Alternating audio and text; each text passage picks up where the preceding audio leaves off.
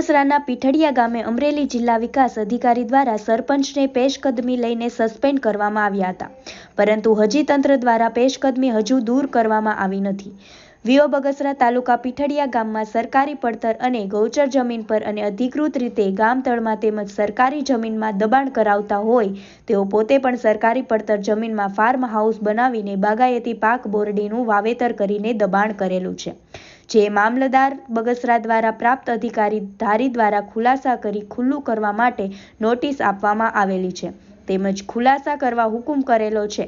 તે જમીન ઉપર હાલમાં સરપંચ દ્વારા પોતાના ઘરની આગળના ભાગે અંદાજે 400 વાર જેટલું આરસીસીની પાકી દિવાલ બનાવીને ફરી વખત દબાણ કરવાનું ચાલુ છે, તેમજ સરપંચ વિરુદ્ધ પ્રોહિબિશનનો કેસ પણ થયેલ હોય અને હાલ જિલ્લા વિકાસ અધિકારીના આદેશથી સરપંચને સસ્પેન્ડ કરવામાં આવ્યા હોય ત્યારે અજુગતી વાત તો એ છે કે જેને લઈને સસ્પેન્ડ કરવામાં આવ્યા છે, એટલે કે ગૌચર જમીનમાં સરપંચ દ્વારા જે દબાણ કરવામાં આવ્યું છે તે દબાણ વહીવટી તંત્ર દ્વારા હજુ સુધી દૂર કરવામાં આવ્યું નથી।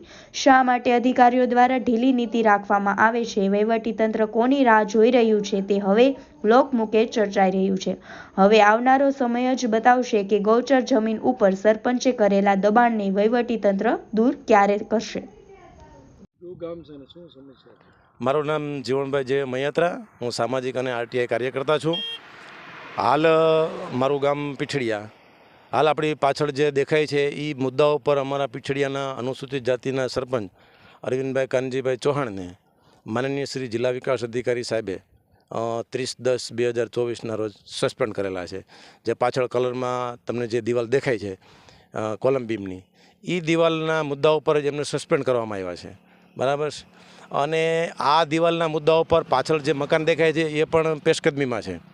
એટલે મારે તો જિલ્લા વિકાસ અધિકારી સાહેબ, મામલતદારશ્રી, કલેક્ટર સાહેબને વિનંતી એવી કે ભાઈ જે મુદ્દાઓ પર સરપંચશ્રીને સસ્પેન્ડ કરવામાં આવ્યા છે તો એ મુદ્દો તો હાલ ઊભો છે, તો આપણે એવું માનીએ કે ભાઈ સરકારની અને ભાઈની મિલીભગત હોવાના કારણે આ પેશકદમી કેમ દૂર કરવામાં આવી નથી।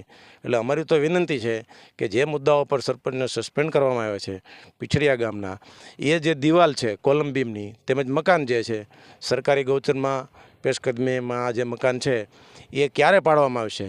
એટલે અમારી વિનંતી છે કે અમારી જેવા સામાજિક કાર્યકર્તાઓને ન્યાય મળે તો લોકોમાં આવી દહેશત ફેલાય કે ભાઈ આવી પેશકદમી ન કરવી જોઈએ।